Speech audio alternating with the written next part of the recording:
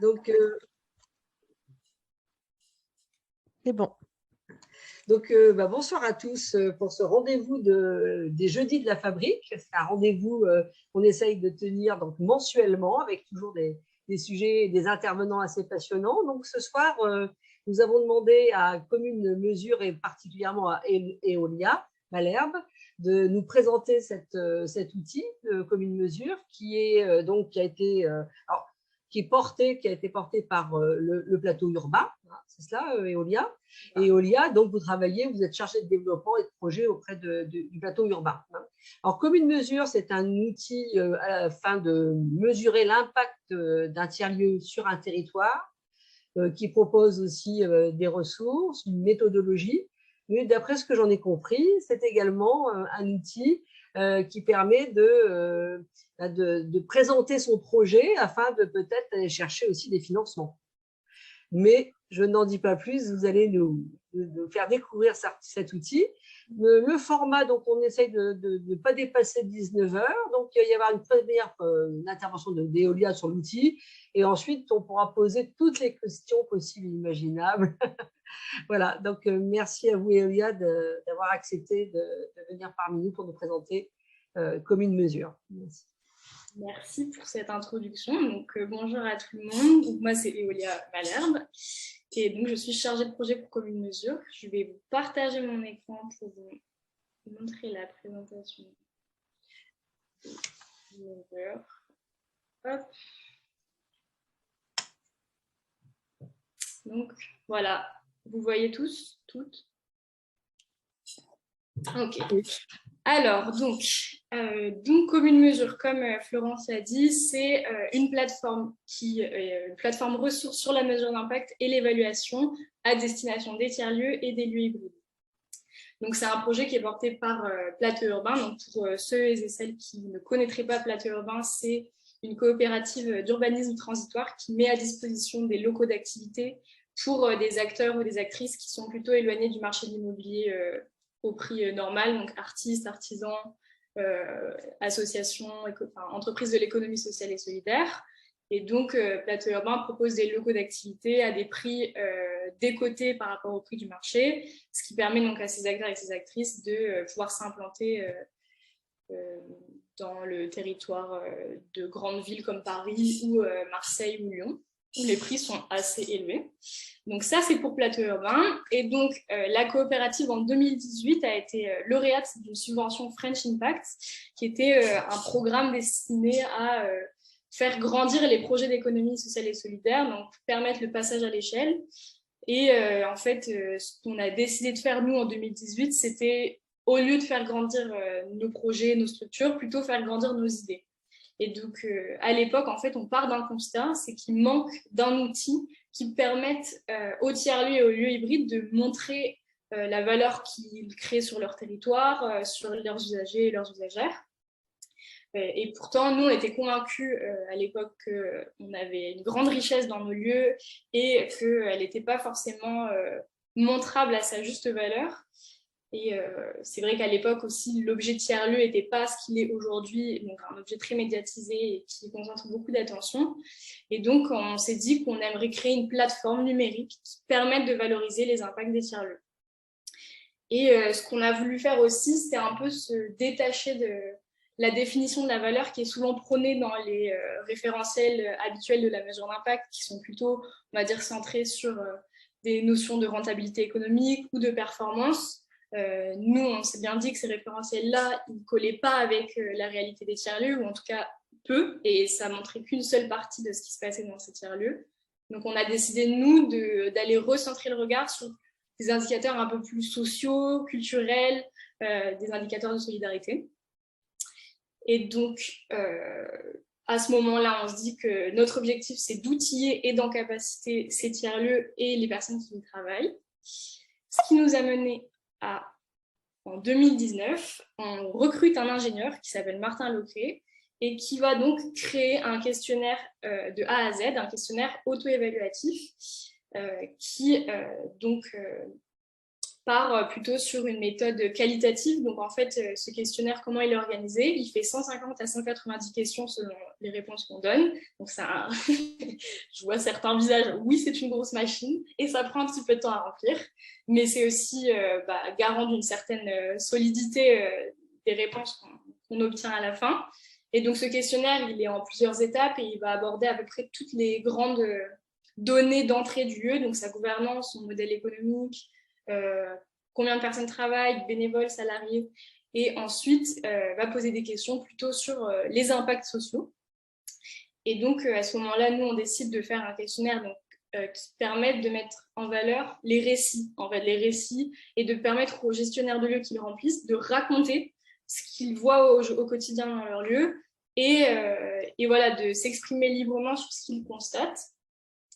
Et donc, ce questionnaire-là est créé, et ce qu'on décide de faire en plus, c'est d'automatiser un bilan, donc un bilan d'impact qui est généré automatiquement à la fin de ce questionnaire. Donc, en gros, un gestionnaire du tiers-lieu remplit son questionnaire, et à la fin, ça va lui générer donc, ce qu'on appelle un data panorama, qui est un bilan un peu stylisé, où on peut donc retrouver toutes ces grandes données socio-économiques sous forme d'infographie, et donc un bilan de ces impacts où on peut retrouver donc, tout ce qu'on a raconté dans son questionnaire. Et ce data panorama-là, on est libre de le publier ou non. En fait, c'est vraiment... l'objectif, c'est pas d'afficher donc, les résultats des tiers-lieux, c'est plutôt de leur permettre d'avoir un outil qui leur sert au quotidien. Et voilà, c'est eux qui choisissent ce qu'ils veulent en faire.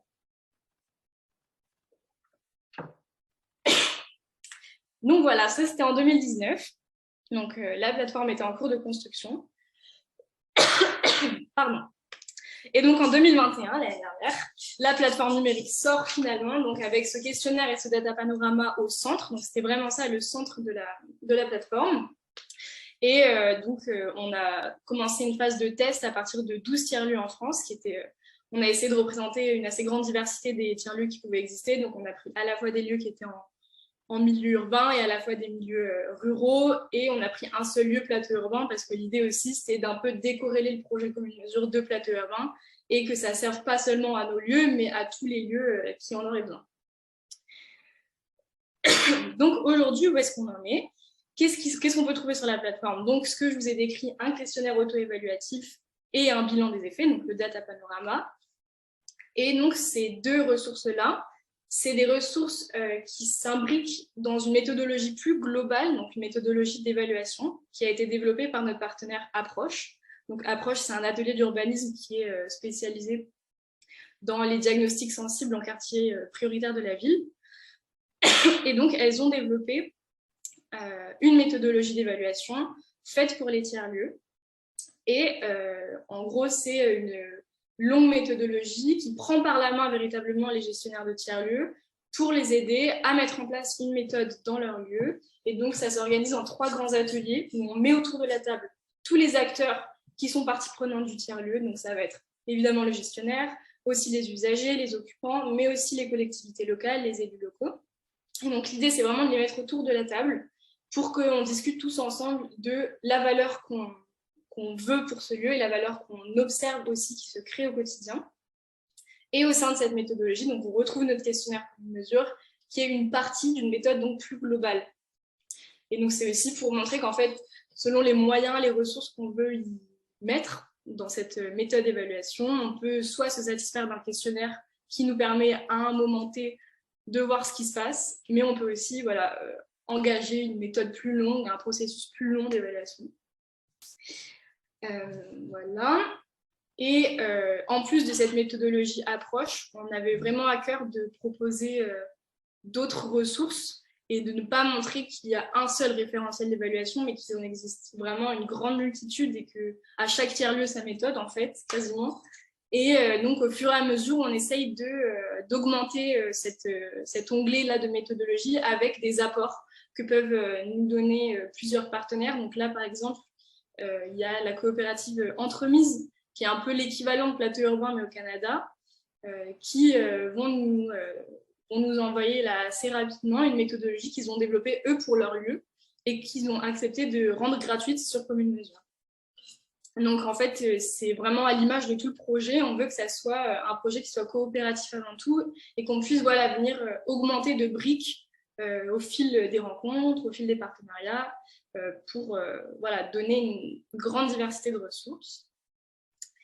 Et finalement, le dernier item de la plateforme, c'est une boîte à outils. Donc là, ça va être pour les gestionnaires de tiers-lieux de venir piocher certains outils pour leur méthode. Donc ça va être par exemple un questionnaire à destination des occupants du lieu, ou bien une fiche atelier pour mener un atelier avec les collectivités locales.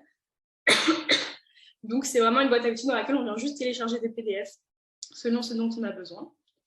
Et enfin, on a aussi des ressources théoriques. Donc là, c'est toujours dans cet objectif de pouvoir en capaciter les tiers-lieux sur le sujet de la mesure d'impact, qui peut être parfois un sujet un peu nébuleux, qu'on ne sait pas trop par quel bout prendre. Donc là, voilà, on propose un certain nombre d'articles sur le sujet qui viennent l'expliciter un peu mieux. Donc, je vous ai mis une petite capture d'écran de ce à quoi ressemble le site. Vous pourrez aller voir par vous-même. Je pense que ça sera un peu plus intéressant, mais je voulais quand même vous montrer. Donc, on a donc l'onglet l'équipe, voilà. L'onglet l'évaluation, on vient un peu vous expliquer quels sont les termes de l'évaluation, qu'est-ce que c'est la mesure d'impact, qu'est-ce que c'est l'évaluation, qu'est-ce que c'est une externalité. Donc, toujours dans une démarche de pédagogie un peu. Ensuite, on a un onglet qui vous explique la démarche, donc comment fonctionne le site, comment on navigue à travers celui-ci et pourquoi en fait on s'est mis à faire cette plateforme. Ensuite, l'onglet les méthodes, donc ce que je viens de vous décrire. Là, vous pouvez trouver tous les PDF à télécharger. Les lieux, donc là, c'est l'onglet où vous allez pouvoir retrouver tous les lieux qui se sont inscrits sur Commune Mesure. Donc en fait, comme les data panoramas sont publiables ou non, donc en fait, ça dépend selon le lieu s'ils souhaitent le publier ou non. Là, vous allez pouvoir retrouver donc, tous les data panoramas de tous les lieux qui ont accepté de le publier.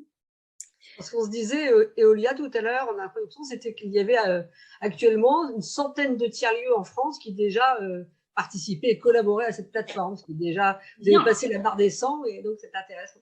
Oui, c'est intéressant du coup d'aller voir parce qu'il y a quand même vraiment une grande diversité de lieux qui sont représentés. C'est pas c'est pas juste des lieux en ville ou juste des lieux en ruralité, il y a vraiment une grande typologie de lieux. Et donc là, ici, le lien vers le questionnaire sur l'onglet J'inscris mon lieu et enfin les ressources. Donc, comme le dit Florence, nous sommes à 102 lieux aujourd'hui. Donc là, vous pouvez voir tout en haut, c'est un bandeau qui agrège des données qui sont remplies dans les questionnaires. Donc là, vous voyez, on peut retrouver donc 102 lieux qui sont répartis dans 84 communes et tout un autre tas de données. Donc, ce qui est intéressant, en fait, c'est que là, à 102 lieux, on commence vraiment à avoir une petite communauté, en fait, qui se crée autour de ce projet.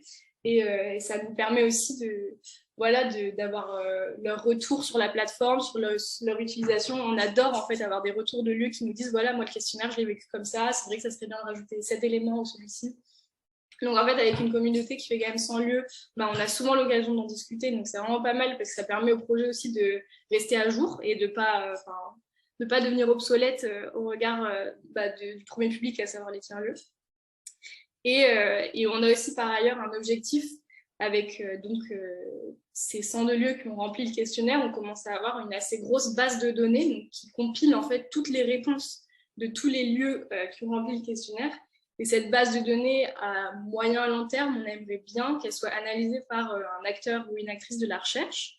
Donc en ce moment, on discute pas mal avec l'Institut Paris Région qui serait intéressé d'analyser les réponses des lieux parisiens. Mais c'est vrai que on aimerait bien que cette base de recherche puisse servir à un moment donné à analyser quel est l'impact des tiers-lieux, mais à une grande échelle et pas juste à l'échelle d'un lieu. Et d'ailleurs, à ce jour, il y a déjà un binôme de chercheurs qui ont fait une analyse à partir des données qui sont publiques sur le site, qui ont analysé la différence entre comment les tiers-lieux se définissent eux-mêmes en comparaison avec comment les tiers-lieux sont définis par d'autres acteurs externes, acteurs publics, acteurs privés. Et donc, ils ont comparé, toutes les informations qu'ils ont trouvées sur Commune Mesure avec des informations qu'ils ont trouvées sur Twitter. Donc, c'est un travail monstrueux de compilation de données. Et voilà, donc en fait, c'est cool aussi de voir que la plateforme permet une certaine recherche d'être nourrie, quoi. Ce sont des chercheurs de Lorraine? Non, c'est des recherches qui sont à l'Université européenne centrale, je crois. D'accord. Ils ne sont pas français dans mon souvenir. D'accord. Mais je pourrais vous l'envoyer, où on l'a mis dans l'onglet ressources sur commune mesure, si vous voulez Je vais aller voir. Voilà. Voilà, la carte des lieux hybrides. Donc ça, c'est les cartes. Je crois qu'elle n'est pas tout à fait à jour, mais ça vous donne un petit aperçu de où sont situés les tiers-lieux qui sont inscrits sur commune mesure. Donc assez répartis, à part le Grand Est, que je vois qui est un peu vide. Alors, une question, est-ce que en Seine-et-Marne, il y a des tiers-lieux qui se sont inscrits sur votre plateforme? Bah écoutez, j'ai pas regardé, ça serait intéressant de voir. Okay. Justement, on pourra aller voir sur le site web après si vous voulez en direct. J'en ai vu un, moi. Ah. À Grèce-sur-Loing. Tiers-lieu Grèce-sur-Loing. Ah oui, c'est vrai, je m'en rappelle. D'accord. Ouais. Le bastion du loin. Oui. Donc, voilà. Ah, il y en a un deuxième, peut-être. C'est déjà ça, Mourou. Ah oui, d'accord. C'est deux tiers-lieux qui font partie de la fabrique de cinéma. Ouais, comme quoi. Mais leurs données ne sont pas encore accessibles, elles sont en plus d'infos à venir. Je ne sais pas ce que ça veut dire. Ça veut dire qu'ils ont décidé de ne pas les rendre publics à ce jour. D'accord. Okay. Voilà. Bon, il va falloir les inciter alors à les mettre en public. Bah, c'est ce qu'on se disait à un moment donné qu'on aimerait peut-être inciter les lieux, mais en même temps, c'est vrai que c'est respecter leur volonté de ne pas rendre public leurs données, ce que je comprends aussi en fait. Oui. Bah, ça va même au-delà, hein, parce que même si c'est une démarche ouverte, il y a des financeurs de VS, hein, donc c'est normal qu'ils n'aient pas envie d'avoir une vitrine ouverte sur leur bilan, qui est souvent partagé avec des financeurs. Quelquefois, c'est des projets de tiers-lieux, de tels projets, c'est long à mettre en place. Des fois, il faut plusieurs années avant de lancer la machine. Alors, c'est sûr que ça serait un danger de tout publier dès le départ, quoi. Après, le data panorama ne donne pas à voir l'entièreté des réponses au questionnaire. C'est des données qu'on a sélectionnées parce qu'on trouvait qu'elles étaient importantes. Mais effectivement, on ne voit pas toutes les réponses qui seraient quand même super inclusives. Mais voilà. Et donc voilà, vous pouvez voir que c'est un projet qu'on construit avec des acteurs et des actrices du milieu des tiers-lieux. Donc aussi, ce que je voulais vous dire, c'est que au-delà d'être une plateforme, c'est avant tout en fait une démarche exploratoire qui est en cours en fait depuis 2018 et qui continue aujourd'hui d'évoluer. Et en fait, pour cela, on a une gouvernance assez ouverte et assez complète avec plusieurs acteurs et actrices. Donc là, ce que vous pouvez voir sur les photos, c'est le comité de pilotage de commune mesure. Donc, c'est un petit groupe qui se retrouve tous les trimestres pour un peu décider des orientations stratégiques du projet. Et donc, dans ce comité de pilotage, on a des acteurs comme des gestionnaires de tiers-lieux. Donc, peut-être que vous allez connaître l'Ermitage. Il y a Jean Carinti de l'Ermitage qui est au pilotage. On a Sinioko qui est représenté, la foncière Belleville. Et après, on va aussi avoir des acteurs et des actrices plutôt du milieu de la recherche. Donc, comme je vous ai dit, l'Institut Paris-Région, notre partenaire, l'Atelier Approche. Et enfin, on a nos financeurs, puisqu'aujourd'hui, donc, on est subventionné et non pas rémunéré par la coopérative Plateau Urbain, ce qui fait que, justement, on a un petit peu une indépendance de la coopérative. On est subventionné donc, à 100% par la Banque des Territoires et la Fondation Abbé Pierre, qui sont donc représentés aussi au comité de pilotage. Et donc, je peux vous montrer d'ailleurs, j'ai fait un schéma de notre gouvernance. Donc, comme vous pouvez le voir, on a toute une partie partenaires financiers et stratégiques donc dans lesquels on a notre comité de pilotage et nos financeurs. Et donc, c'est vraiment eux qui nous permettent d'arbitrer sur des choix qui peuvent être super importants pour l'orientation du projet. Ensuite, on a toute notre équipe opérationnelle donc là, qui est essentielle à la vie du projet. Donc, le 24e et le pool, c'est des développeurs informatiques et le graphiste. C'est eux qui font vivre la plateforme qui est quand même assez automatisée sur plein de points, donc qui demande une maintenance assez régulière. On a Plateau Urbain, évidemment, qui porte le projet depuis le jour 1. Et Approche, donc l'atelier d'urbanisme, qui ont développé leur méthode d'évaluation. Et ensuite, donc, on a toute la communauté de lieux, donc les 102 lieux, mais aussi d'autres utilisateurs et utilisatrices du site, avec qui on échange donc assez régulièrement. Ce qu'on essaye de faire généralement, c'est une fois par mois, faire un temps de discussion en ligne auquel tout le monde est libre de venir et voilà, nous faire un retour sur la plateforme ou nous proposer un sujet de recherche ou je ne sais quelle question sur le projet. Donc, on essaye de tenir ça assez régulièrement pour être ouvert aux recommandations ou aux idées.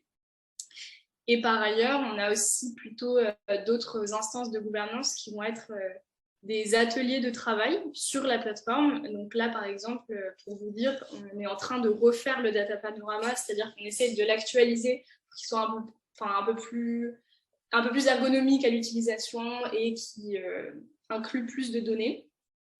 Et pour ce faire, on a invité donc quelques tiers-lieux à venir à un atelier avec nos développeurs et approches. Et donc, pendant cet atelier-là, on a pris le data panorama en entier, on a regardé, OK, qu'est-ce qu'on veut enlever, qu'est-ce qu'on veut garder, qu'est-ce qu'on améliore, est-ce que ça, on le change d'emplacement pour que ça soit plus pertinent. Donc voilà, on a des ateliers de co-design comme ça assez régulièrement qui nous permettent d'ouvrir la gouvernance à ces lieux-là.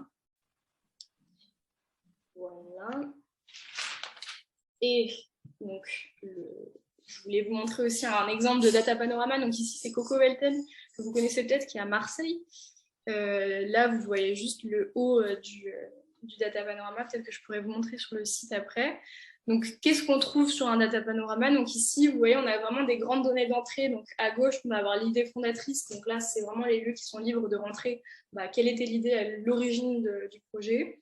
Puis dans la petite maison, on va avoir des données, type le nombre de structures qui sont occupantes, quelle est la gouvernance, depuis quand le lieu est ouvert, la surface.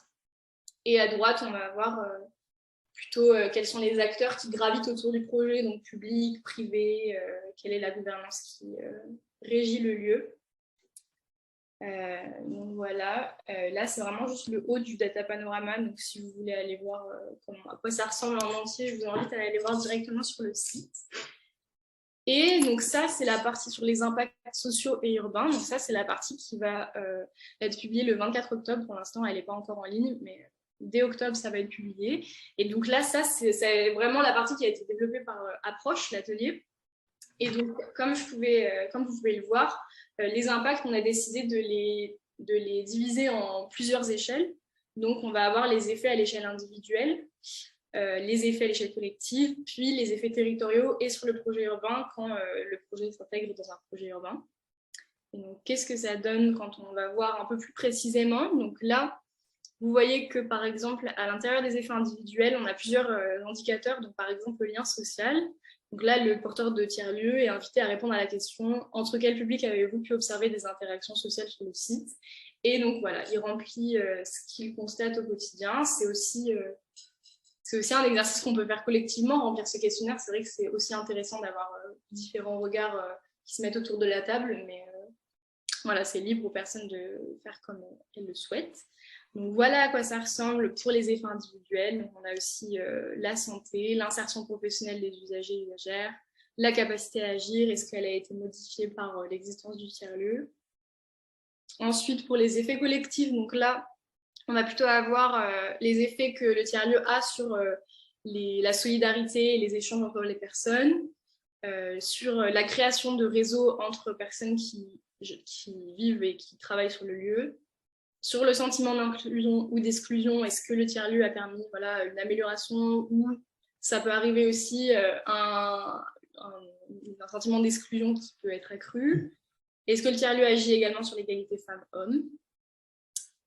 Et enfin, sur les effets donc plutôt territoriaux cette fois-ci, là on va avoir est-ce que le tiers-lieu a fait évoluer le cadre de vie et améliorer l'attractivité du quartier ou non? Est-ce que ça a permis un changement dans l'entretien des espaces publics? Est-ce que le tiers-lieu s'est saisi de la question des services publics? Il y a une faute d'ailleurs. Et des services de proximité.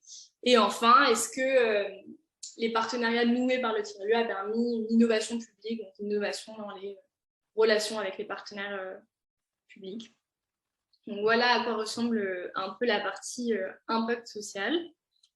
Donc comme vous pouvez le voir, on a vraiment fait le choix d'une méthode qui soit qualitative et non pas objectifier des données qui soient genre quantitatives pour dire ok bon telle quantité de personnes ont trouvé un travail après être passées sur le lieu. Enfin, je dis ça au hasard, mais c'est vraiment mettre en avant la richesse qui est qualitative et donc les récits qui se mettent en place dans le lieu. Et donc quid de la suite de ce projet qui n'arrête jamais d'évoluer. Donc, on a été interpellé depuis le début de l'année sur la question de l'impact environnemental. Parce qu'effectivement, dans notre comité de pilotage, il y a pas mal d'acteurs et d'actrices qui sont intéressés par ce sujet et qui trouvent que c'est une thématique qui n'est pas abordée par les méthodes qu'on propose. Et c'est vrai parce que depuis le départ, on a pris le parti de plutôt axer nos méthodes sur l'impact social parce qu'en même temps, c'est de là qu'on part, nous, Plateau Urbain, puisqu'on fait des lieux plutôt solidaires. Donc, c'est aussi quelque chose qui s'est ressenti dans le développement du projet. Et donc, en ce moment, on est en pleine réflexion sur le développement de ce volet environnemental. On s'entretient pas mal avec des experts sur la question, voir ce qu'on pourrait développer comme méthode ou outil qui permettrait un peu d'objectiver l'impact environnemental des tiers-lieux. Donc, c'est en pleine réflexion en ce moment. Et par la suite, plutôt fin d'année, on aimerait bien donc, faire une refonte du questionnaire. Donc, essayer après 1 an de vie de la plateforme et 1 an de vie de ce questionnaire, qu'est-ce qu'on peut changer aujourd'hui, qu'est-ce qui serait pertinent d'ajouter ou d'enlever, parce qu'on se rend compte, c'est vrai qu'il y a des questions qui peuvent être soit pas claires, soit pas pertinentes, ou soit trop orientées sur une thématique. Donc, voilà pour la suite du projet. Et j'ai à peu près fini, donc si vous voulez... Donc, s'il y a des questions, n'hésitez pas à vous manifester pour poser des questions à Eolia. Je voulais poser une question, mais je pense que... je pense avoir la réponse, mais du coup, c'est gratuit pour les tiers-lieux de bénéficier de ce outil. Ça fait vraiment partie de notre position de proposer des ressources qui soient gratuites et en libre accès. Et d'ailleurs, tout le site web est aussi en open source. C'est-à-dire que vraiment, si quelqu'un veut s'emparer du site et rajouter une brique, en fait, c'est possible. Bon, pour l'instant, c'est pas encore arrivé, mais c'est vraiment le principe d'une plateforme ressources qui met à disposition des ressources gratuites, parce qu'en fait c'est vrai que la mesure d'impact c'est un milieu qui est quand même assez un peu fermé et qui peut aussi proposer des prestations super onéreuses. Donc l'idée pour nous c'était vraiment de rendre cette pratique accessible. Moi j'avais une question, je me demandais si vous envisagiez de faire des livrables, je dirais par exemple sur quelques données que les acteurs, enfin les tiers-lieux partenaires accepteraient de divulguer, sur votre analyse pour qu'on puisse s'en servir, nous, en tant que, quand on rencontre des élus, par exemple, des collectivités, et on a des données précises sur l'impact des tiers-lieux à ce stade. Est-ce que vous avez des choses qui pourraient être partagées, diffusées? Vous voulez dire des données sur plusieurs tiers-lieux en même temps ou sur un lieu en même temps? Non, dire par exemple à l'échelon de 100 tiers-lieux, sur un échantillonnage de 100 tiers-lieux, on peut déjà tirer quelques chiffres clés de tout ce qui a été rentré pour dire que voilà l'impact d'un tiers-lieu sur un territoire, pour qu'on puisse nous en servir comme quand par exemple certains financeurs ou élus seraient peut-être hésitants à mettre du budget sur un tiers-lieu. On aurait des choses un peu précises, un peu des arguments, des chiffres à leur fournir. C'est dans ce sens-là. Alors ça, comme je disais, c'est plutôt... on a plutôt, nous, décidé de ne pas analyser la base de données nous-mêmes parce qu'en réalité, on n'est pas qualifié pour ça, on n'est pas chercheur, chercheuse. Donc ça va sûrement être la mission d'acteurs de la recherche qui se positionnent sur ce sujet. Et ça sera dans un deuxième temps avec les chercheurs, je pense. C'est ça. Comment ? Ça sera sûrement dans un deuxième temps par rapport aux 2 chercheurs qui vont travailler sur le sujet dont vous parliez tout à l'heure. Voilà, ça, ou bien l'Institut Paris-Région aussi dont je parlais. Et l'Institut Paris-Région, oui. Ouais. Mais après, c'est vrai qu'il y a des lieux qui ont rempli le questionnaire qui nous demandent à ce qu'on leur envoie le Excel, en fait, l'Excel brut dans lequel ils ont rempli leurs données, et après, ils l'utilisent à des fins potentiellement montrer leur impact auprès de décideurs politiques. C'est ça. Et c'est vrai que nous, vraiment, le livrable central, c'est le data panorama. Et comme on peut l'éditer, en fait, quand on le fait, on a un lien administrateur et on peut l'éditer quand on veut. C'est vrai que ça permet aussi de dire ce qu'on veut et de l'utiliser de la façon dont on veut. Et on peut aussi décider de montrer que les impacts positifs. Nous, on ne fait pas arbitre sur ce sujet-là, quoi. Est-ce qu'il y a des questions? Je ne sais pas, je vais regarder dans la discussion. J'ai pas de questions, mais je voulais savoir, vous êtes en lien avec le MES? Non, c'est quoi le MES? C'est un mouvement, ça s'appelle le Mouvement pour l'économie solidaire, mais je sais qu'ils ont justement, ils font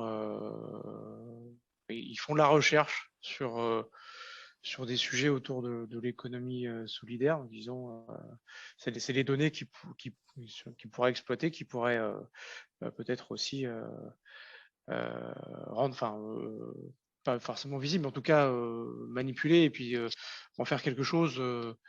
Voilà, c'est un des mouvements que je vois qui pourrait être intéressé par ces données-là.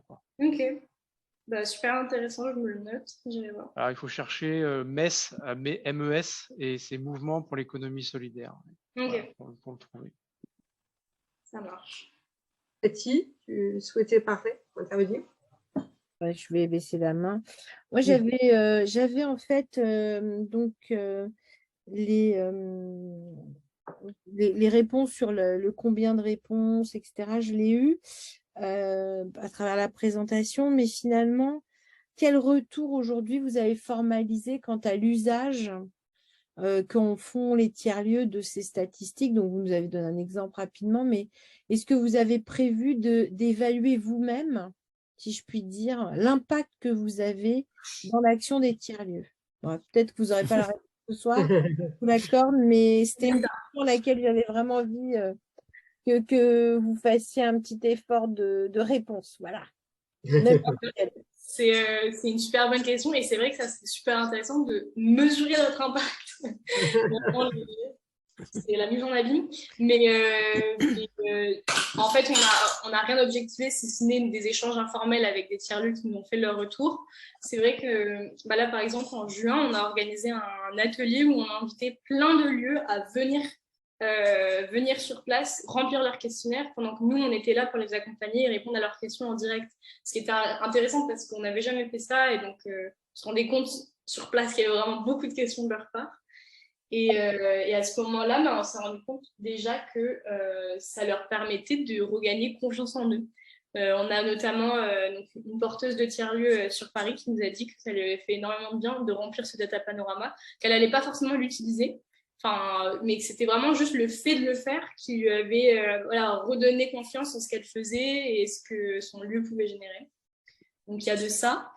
Il y a aussi, de manière assez extraordinaire, mais il y avait un lieu qui avait utilisé le questionnaire pour préfigurer un tiers-lieu qui n'existait pas encore. Et donc, pour imaginer un peu ce qu'il souhaitait voir dans son lieu, il avait rempli le questionnaire et voilà, c'était pour préfigurer un peu ce projet-là.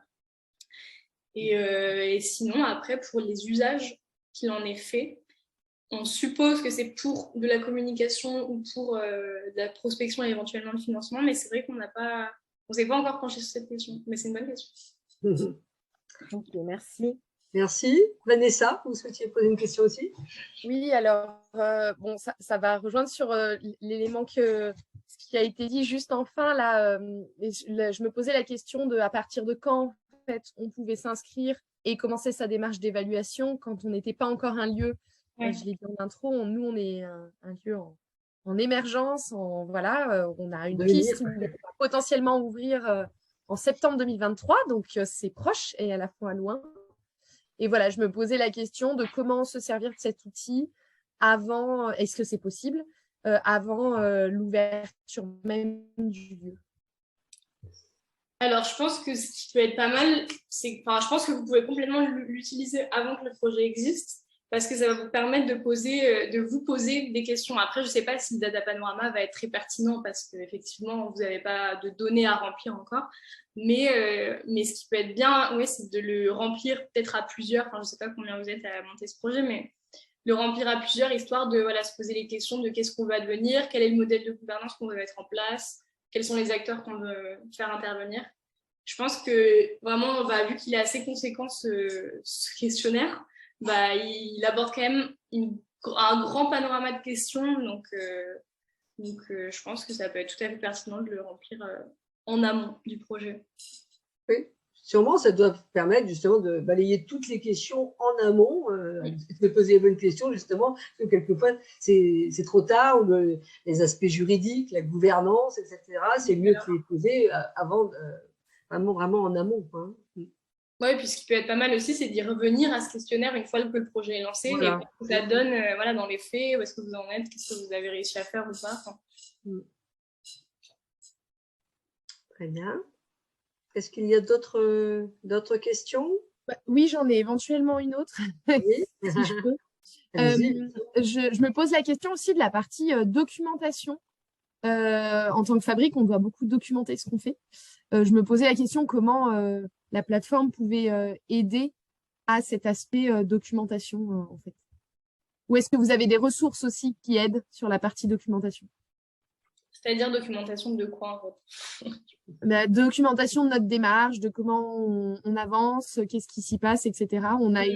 En tant que fabrique de territoire, on a une obligation de documenter notre travail et notre processus. Ok. Je ne sais pas trop si on va se positionner là-dessus, mais c'est vrai que déjà, le questionnaire, ça peut être une ressource qui vous permet de documenter votre évolution à plusieurs moments de votre évolution. Et après, je pense que si vous en avez les moyens et les ressources, ça peut être intéressant aussi d'aller voir la méthodologie d'approche, puisque elle, justement, elle propose différentes ressources, différents ateliers à mener à différents moments de son projet pour justement documenter, dès le départ, voilà, se mettre un cap, se mettre des objectifs, puis à mi-projet, voilà, voir où est-ce qu'on en est, rassembler encore toutes les parties prenantes pour faire un peu état de ce qui se passe, et à la fin encore un dernier atelier qui voilà, fait état de où est-ce qu'on en est. Et voilà, après, on ne se cache pas que c'est quand même une démarche qui demande du temps et des ressources humaines, mais c'est vrai que ça permet quand même vachement bien de documenter son projet et depuis les objectifs jusqu'à ses impacts. Donc voilà. Ok. D'autres interrogations? Moi, j'en avais une autre concernant les données, alors, et en même temps sur le questionnaire, sur la démarche. Parce qu'on sait que de toute façon, il y a un biais. Quand il y a un questionnaire très long, à un moment, franchement, on le remplit, mais pas avec autant de précision qu'au début. Donc déjà, ma première question, c'est qui est à l'origine de ce questionnaire? C'est-à-dire, est-ce que c'est des chercheurs? Est-ce qu'il y a une méthodologie? Voilà. En fait, quand j'entends les thèmes, etc., qui sont abordés, c'est exactement... Enfin, c'est très proche, pas exactement, parce que je ne connais pas le contenu des questions.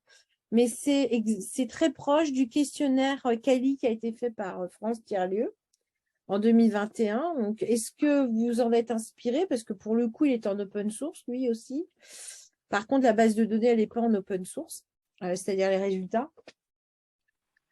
Il y a eu aussi le rapport Les Vivettes numéro 2, où il y a une partie, mais en fait, pour avoir la base de données originelle et y travailler, il y a beaucoup de choses qui ne sont pas dans le rapport Les Vivettes 2. Hein, voilà, que les choses soient claires. Donc voilà, ma question c'est est-ce que vous vous en êtes inspiré? Deux, parce qu'il y a quand même, pour le coup, des éléments qui sont très très mal renseignés en fait et qui conduisent à des biais d'interprétation, pour faire court. Hein.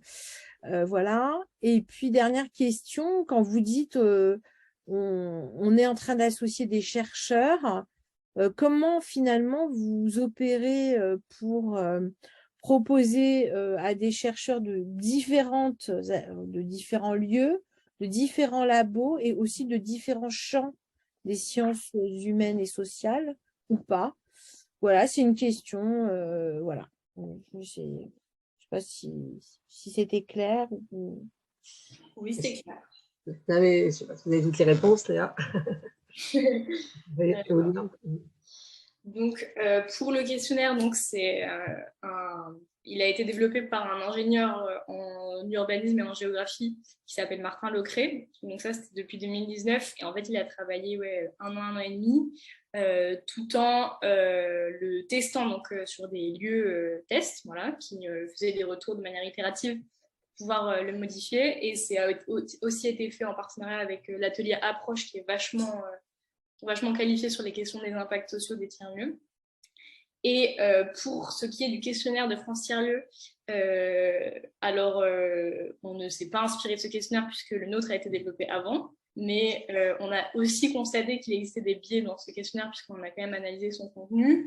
Il a été question à un moment donné éventuellement de fusionner les deux, mais on a décidé qu'on préférait qu'il existe des ressources certes similaires mais quand même différentes, ce qui est quand même garant d'une grande diversité de ressources et de la qualité de chacune.